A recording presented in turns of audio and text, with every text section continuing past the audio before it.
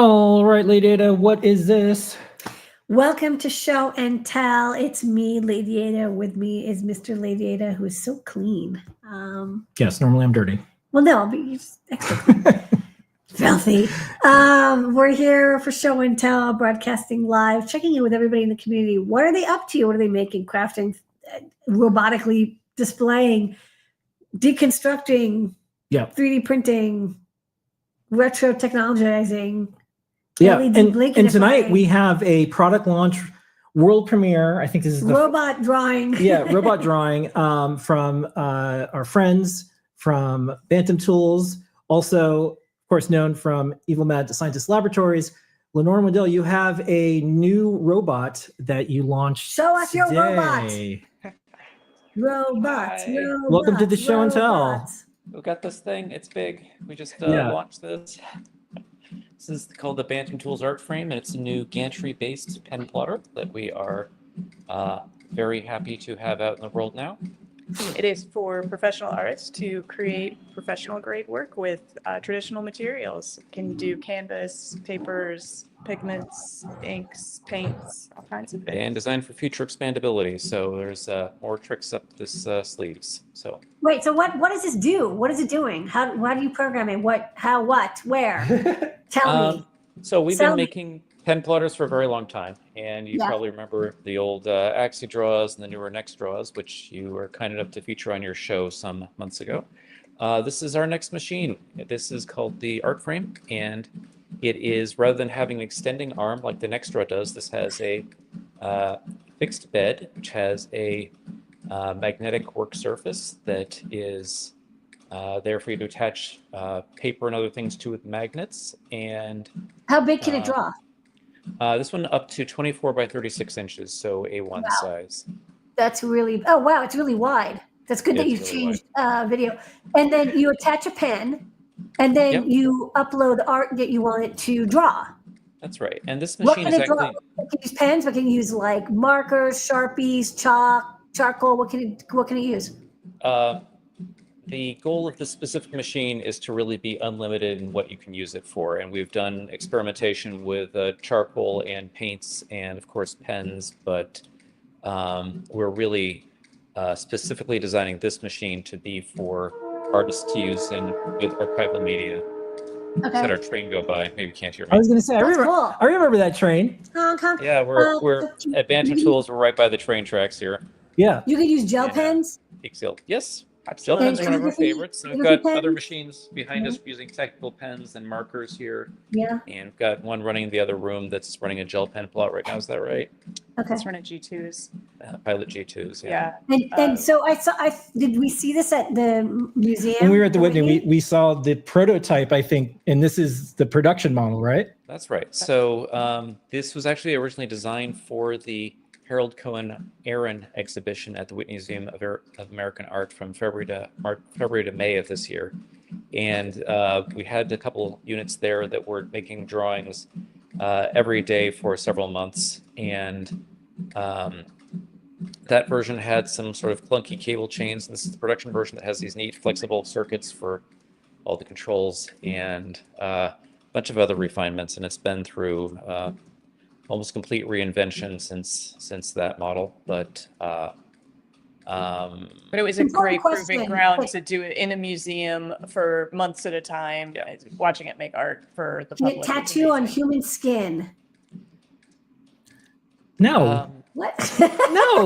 No, it can't. People would never put a tattoo gun in one of our plotters and use it on human skin. People would never do that. That's certainly That has never happened. Absolutely. I mean, this is like when we all got laser cutters, and it's like, who is gonna like laser etch their fingernail first with like inch marks or like whatever? Like, yeah. So, that'll be interesting. So I have a couple questions. So, I saw some. So I'm a super fan of y'all, and of course, things that you make. So leading up to this, I saw some of the art. So it looks like you could take different colored materials like black paper, and then you can use the type of markers that are like paint markers, and it could do kind of that like almost, it looks like glowing or like a velvet painting. It's very striking. Yeah, we've What's had people involved with that do type of? UV stuff with for Halloween. They were testing out the different UV inks and so on. And Nice. this machine does have the ability to add some pressure while you write. It's got a very flexible tool holder that has a bunch of different modes you can use it in. So it And makes it better choice for paint markers and things that require pressure. yeah, So so it has different levels of pressure it can apply, or is it one pressure at all times? Lots of different options. Yeah, I was gonna say it's you two, so I'm sure you could do absolutely anything and get the SVG in there. And if you always want to dig in and like have it do a million different things, you of course can, right? And this runs on G code. So while we can do, we can do the SVG to G code for you with the Bantam Tools Studio software, you can also hand tune your G code to do other things. Nice. So we've our team has spent an immense amount of time this year developing the new software, which takes the SVG to G code workflow and makes that kind of awesome. Okay, great. And we're gonna hopefully develop that for future things as well. And as far as things like handwriting, can it do stuff like that? Oh yeah, Absolutely. Okay, so you could have it write out you could write a Declaration of Independence on there, perhaps. This is like an art 3D printer. The, This is like a the paper quilter. declaration has already been vectorized, so you can just grab that file. Oh, right. yeah, you can just download that from our site. Okay. Okay, but- but is there art that I can download and then like once we get this and install it, I can like immediately start making, because I have no art Yeah. skills. Like I'm going to stick to electronics and singing. Those are the two things I can do. The plotter art community is amazing and has published all kinds of tools, both for creating art and for sharing art. So there's a lot of SVG resources out there for artists who want to get started with this. My favorite is a site called Turtle Toy, where people collect little JavaScript thingies that make some beautiful op art and are wonderful examples to plot with. So, but if you look around us at the walls, we're also just surrounded by other examples of plotter art from various artists that many of which sell their art as files that you can plot yourselves. And Ooh, fun. Yeah. All right. Well, and we also have software to help you out. couple things before we let you go. And this is my reaction. I was mentioning this before we went live. I really like this because you're able to make heirlooms. This isn't a dunk on 3D printers. Love me some 3D printers, but the 3D printed Yoda head that we all make or whatever, you're not going to put that in the living room in the same way. Like maybe I will, but you're making art that can be passed down generation to generation. There's a whole world that is very used to like, oh, that's art on the wall. Who made that? I think it's a different conversation starter to get people involved. And also it's a robot friend, not it's very easy, I think, when people are interested in robotics to slip into like, let's make a battle bot or something like that's covered. This is like a beautiful art robot that makes GIFs, and the medium that you use is really cheap. It's not like I have to go get filament and other stuff. You can use pens and paper. Even like the best quality paper is not going to be more than like $50. Yeah. So I think there's a lot of experimentation. So congrats. This is like kind of a dream robot for, I think, people who have any type of creative talent and want to do something that they get to save or share or give away or gift. Bringing the art, the digital art into the physical world in Yeah. a way that is of archival quality and brings it to a professional level for artists. That's what we're going for. Yeah. Okay, now onto the two questions that everyone's asking. What's the processor that's running the gantry, and what stepper motor drivers did you guys pick? They're Trinamic drivers, and we are on an ESP32 based platform. It's all custom hardware. Okay, Nice. cool. And I also need to mention that this artwork in front of us is an art piece by Clement Bala, Okay, cool. Brooklyn-based Outstanding. All right. Well, welcome to the art scene. You just kind of came into New York and you're like, and you know why you're artist? Because you were in a museum. Okay. That's right. We'll see you soon, hopefully in person. And we're probably going to get one of these because it's great. And I want to make some Someone art. was showing off the watercolor bot. That's a throwback. Yeah. And for those of you who are in the New York City area, we are having a launch event tomorrow at the Bitforms Gallery in Manhattan. So we hope that you will join us there. There's links. Invite on our social media. Yeah. All right. Okay, We're not in Manhattan outstanding. anymore. Otherwise, we used to live so close we used to walk by We there. used to walk by all the time. All right, if you can, or maybe some of the folks on our team can put some links in the chat. Bantamtools.com, is that where they can find out more information? That's right. Absolutely. Wait, Oh, and and this the version other can still event that we're operate- having is on Friday here at our headquarters in Peekskill. So It is come for up on everybody. Friday and we'll be doing Okay. an event here as well. And this can run vertical, right? You can mount it on the wall if you wanted. Maybe.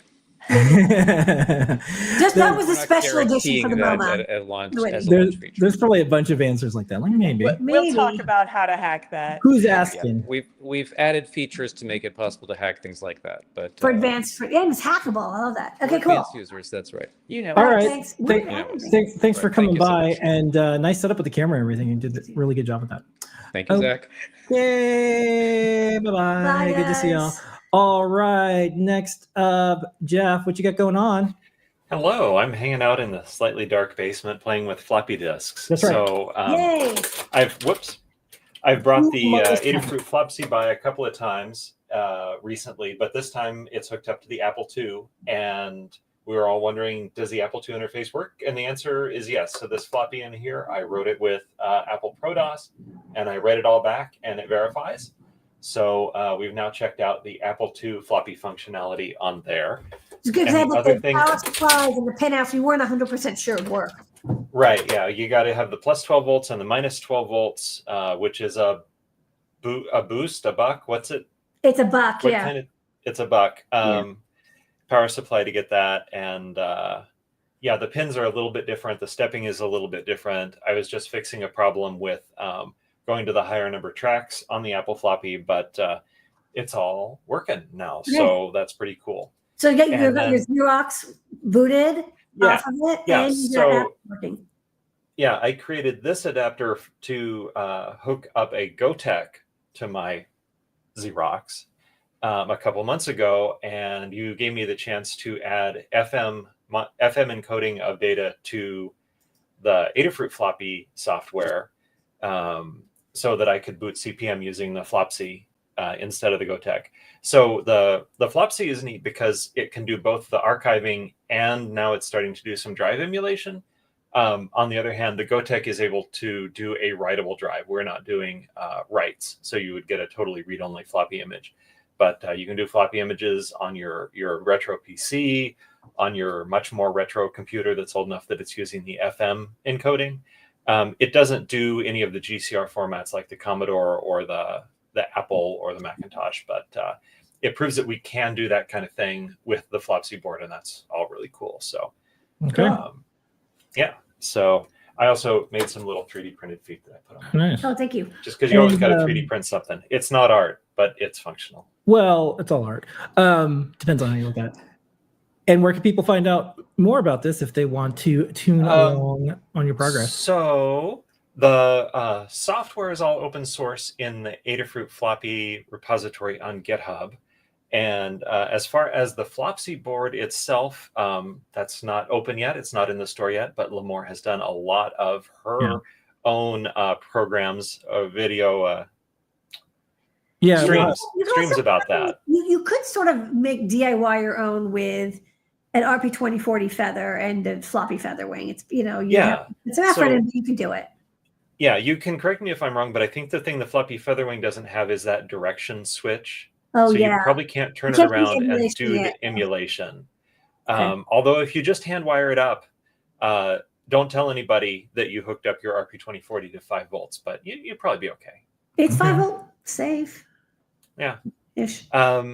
So I mean, I have those boards somewhere. I don't know which one of us designed that, but we could maybe put the non-level shifter version out there in some capacity. Oh yeah, no, I can't. That'll pop your feather M4 will snap in half. So okay, yeah, we don't want to do that. That's probably a good point. But the long, we're gonna get out before the end of the year, hopefully. Yeah, we'll get it. I was looking at some Git logs, and we've been working on this for a long time. So yeah, I got distracted with the baby. Let's get it there. Look, you know what? There's some stuff that I've worked on that I'm like, this is like 8-10 years old, but like, well, floppy. This is like something where it's for archiving and stuff. This has already happened. I know. I'm already like 30 years late. It's 40 years ago. Who cares if it's 6 months? Okay. Well, yeah, you couldn't have done this 40 years ago. Exactly. Exactly. But here we are with these amazing microcontrollers that do everything and have all the memory you need. And All right. yeah, it enables cool stuff like this. So yeah, hopefully we'll get the hardware out someday. But the software and all the things that we want to do, we're doing it. So thank you so much, Jeff. All right, thanks, Jeff. see you around. All right, JP, what do you got going on? Well, first of all, I have a dream for that art bot, because they were talking about different medium and different paper. So what about Cheetos and ivory cashmere sweaters? Yeah. I want a whole art installation of smudges of foods on expensive fabrics. So if someone wants to sponsor me, then I'm ready to go. The art group Mischief will figure out something that you shouldn't or should do. That's like when you look at like Architectural Digest, and they always have these like pure white, like beautiful furniture things, and they're like, I was like, this is clearly a childless couple. No kids. Yep, absolutely. Start to look through that lens. Left, so I don't know. All right, so hey, what I've got going on here, I've been fooling around with DMX 512, which is this protocol for talking to lights that's usually used in theater and lighting installations, architectural. And I'm writing up a basic guide on DMX, both sort of without fooling with microcontrollers, just what is it, how do you use it with standard equipment, as well as talking to these lights and fixtures and foggers and strobes and moving pan tilt head things that you can do over these 512 channels. And I just wanted to show a real basic example of what I've got going here. I've got a little Arduino with a shield that's good for talking DMX. I've got a couple lights, and you see their display panels are kind of blinking back and forth there. And then I have a curtain with one of the lights on right now. And then over here in my serial monitor of Arduino, I have a simple little sample sketch that has serial text that I can use to talk to each channel. And so each light right now is running 4 channels: brightness, red, green, blue, and there's 2 of them. And you can see here I have a value of 0 to 255 on each channel. So it's a lot like NeoPixel LEDs in that sense, how we talk to them, the kinds of values we're sending them. So right now, if I want to change the lighting, I'm going to set my first channel, which is the brightness of my first light, to go up to like 200 and hit enter, and boom, you can see it lights up Lars there. And if I repeat these commands, I can go and start mixing the colors on them. So if we bring our, let's say, our green channel up to 200 on that light, it'll change that color. And we can do both lights at the same time as well. So if I let's say we'll get rid of red on the first light, and we'll bring up blue on the second light. You can see we've just done a little color change. So this is going to be kind of like fundamental foundation of how do I just talk to one of these lights, send these DMX commands. They chain from light to light to light to light. So they're all sending this 250 or 512 packet message along so that everyone can read it. And they self-identify as I'm channels 1, 2, 3, 4, and the other guy is I'm 17, 18, 19, 20, and so on. All right. Thank you so much, JP. You'll be showing some of this stuff and more on your show this week? Absolutely, yes. And next mission with this is to reverse it and basically use a lot of the commercial controllers out there to talk to the microcontroller, and then these can have anything you want on the other end, maybe some NeoPixel strips and things like that. So we'll show kind of the 2 directions that you can use these. So come on by the show, and we'll be goofing around with this stuff. Okay, and tune into JP show this week because he will be off next week, like many of us, because it is Thanksgiving next Thursday. Gobble, gobble. All right, thanks, JP. Thank you, JP. All right, next up, Erin, what do you got going on? Hey there. So it is starting to look like Christmas around here. I know it's not even Thanksgiving yet, but you just moved from one blinking holiday to the other. What's that? You just moved from one blinking holiday to the other. No, I mean Halloween is over, and I was at a loose ends with nothing to do, so I just jumped right in. Why not? So this week we just got some new seed pixels or pebble pixels in the shop. Are we calling them seed pixels or pebble pixels? I don't. Seed/pebble. I don't know what the official name is. So yeah, I see them both ways, but these are super popular. Everybody on the internet is using them. A lot of people are building large LED art out of them. They're really inexpensive, and they're dramatic, and they're cool, easy to use. They're flexible. They are waterproof. They're incredible. So I've built a holiday garland right here, and I'm running WLED on it, which I set up these cool animations in just a couple clicks. Let's see, I've got a web interface here where I can change. I've got a kind of a Hanukkah look going on here with some blues and silvers. I've got my Christmas animation with my candy cane colors and a wreath, and then I've done this really cool fireplace one. And I'm just playing around. This is using segments in WLED, so you can see the wreath is a different color from the garland, but it's all just one strand that it wraps from here and around the wreath and down. Oh, cool. Yeah, WLED lets me just select which LEDs I'm doing different effects on, and it's just super easy to. That's great. So we have like those really long, like the 20-meter long strips that you can plug together. Yeah, this one is 300 pixels all in one strip, and it just came with connectors ready to go. It was pretty easy to hook up. So great. I'm writing a tutorial about that right now. Should be out probably in the next few days. Okay. And happy holidays. I'm glad you told me to carry them if we finally got them in, and now it's like, let's do some guides. All right. Thank you so much, Aaron. Next up, Tim, what you got going on this week? Hello. I have got a couple updates in some DisplayIO libraries. So in Display Shapes library, we have the ability to draw like rectangles and circles and polygons, but the polygons previously, unlike the rectangles and circles, they did not have a fill color. So last week I worked on a filled polygon that lets you fill in whatever color you want. And then the other thing that I did while I was in there was make it so that you can set the size of the outline. So I have a nice chunky outline on the star here. Previously, the polygon was only 1 pixel, but now you can set an arbitrary size for it and get some nice chunky outlines, which I think is pretty cool. And then in the display text library, I have added a new type of label called a text box, which lets you specify the height and width up front, or you can, for height, you can do dynamic height if you want, so you don't have to specify a pixel size. But for width, you will specify a size, and then no matter what text you put in there, it will automatically wrap it for you.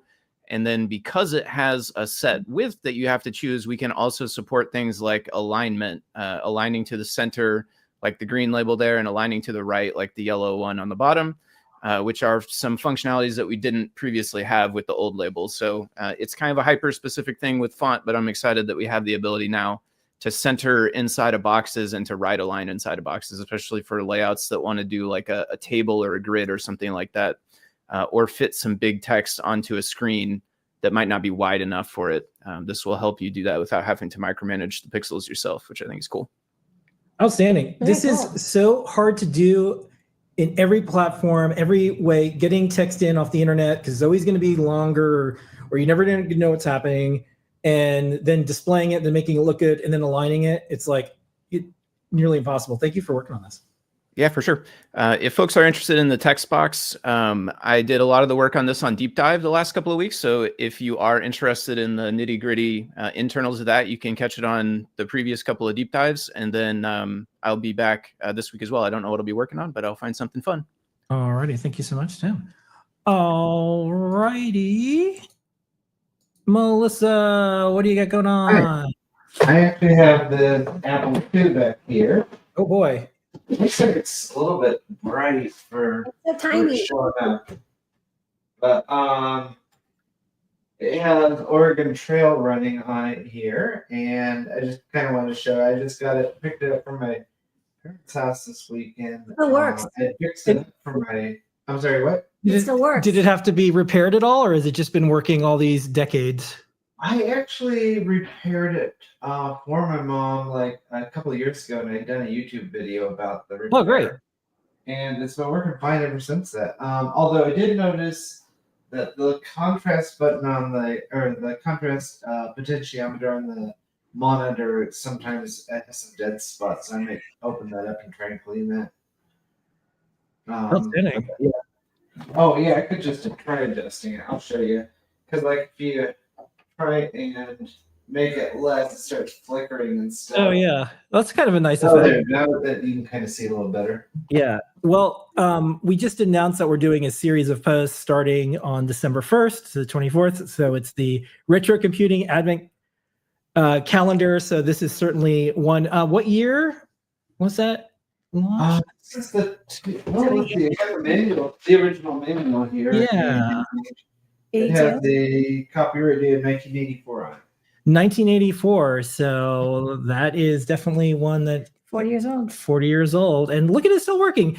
I don't think I'm going to have anything modern that I've bought recently last 40 years. I know, right? It just does not seem like that's in the cards. It's a beast. Yeah. All right. Yeah. Outstanding. All right. Thank you so much, Melissa. All right. Thanks, Melissa. Okay. And All next up, right. last but not least. What do you got going on? Make it hacking. Hello. I wanted to show off a SAO that me and nice. Pixel Thief made for SuperCon contest, if I can get this to focus. So it's called the Skull of Fate. It's a electronic tarot card inspired by the original Rider-Waite tarot deck, but this is a unique card that we made. So this is the SuperCon badge, and there's different animations you can go through. It's based on the Feather M0 Express and the ST25 I2CE RFID, and it has an accelerometer. So used all the Adafruit products to help me build this, and has a music reactive mode. Oh, nice. Oh, different little LED animation. Oh, wow. Oh, those are tiny little NeoPixels. Oh, they're so small. Yeah. Yeah, they're 1mm LEDs. Wow. And you can change some of the colors, and then when you hit both buttons, it writes a tarot card, and then you scan it with a phone. Oh, that's a good idea. You have to like get what you have to get, like it's like right behind the apple. Yeah. So yeah, it brings you to a oh, nice. random thing here. So yeah, it was fun. It's got both I2C host and client. So that was kind of fun to do.